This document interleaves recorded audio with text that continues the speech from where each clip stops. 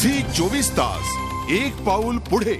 तर तिकडे पश्चिम महाराष्ट्रात उजनीच्या बॅकवॉटरवर 2 गावांना जोडणाऱ्या रस्त्यासाठी मोठा भराव टाकून पाणी अडवण्याच्या हालचाली सुरू आहेत। या 45 फुटी बंधाऱ्यामुळे परिसरातल्या 6 गावांच्या पाण्याचा प्रश्न निर्माण झालाय।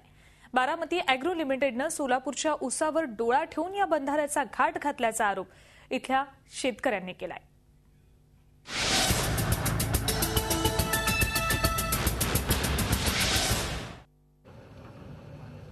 करमाळा तालुक्यातल्या केंतूर 2 ते पोमलवाडी रस्ता करण्यासाठी 1.5 कोटी खर्च करून हा भराव टाकण्यात येतोय।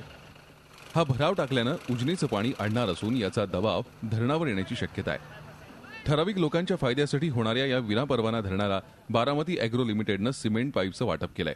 आम्हाला आदरणीय पवार साहेबांचे पुतणे शरदचंद्रजी पवार साहेबांचे पुतणे राजेंद्रजी पवार जे बारामती अॅग्रो कारखान्याचे चेअरमन आहेत, त्या चेअरमन साहेबांनी 120 पाईप सिमेंटच्या पाईप स्वतः दिलेले आहेत आणि त्यापैकी आता या ठिकाणी 60 आलेत आणि 60 या आठवड्यात येणार आहेत।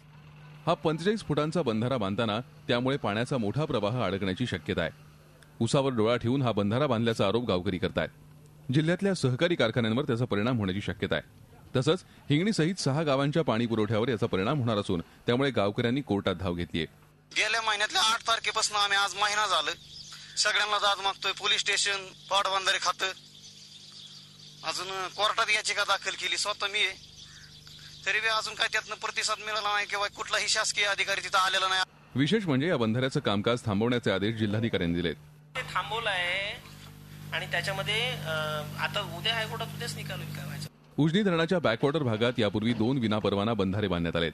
त्यानंतर दुसऱ्या भागात रस्त्याच्या नावाखाली हा बंधारा बांधण्यात येतोय। शरद पवारांच्या माढा मतदारसंघात सुरू असलेल्या या अनधिकृत बंधाऱ्यामुळे वाद निर्माण झालाय। राजकीय दबावाखाली अनधिकृत बंधारा पूर्ण होत असल्याचा दावा गावकरी करतायत। संजय पवार, झी मीडिया, सोलापूर। झी 24 तास एक पाऊल पुढे।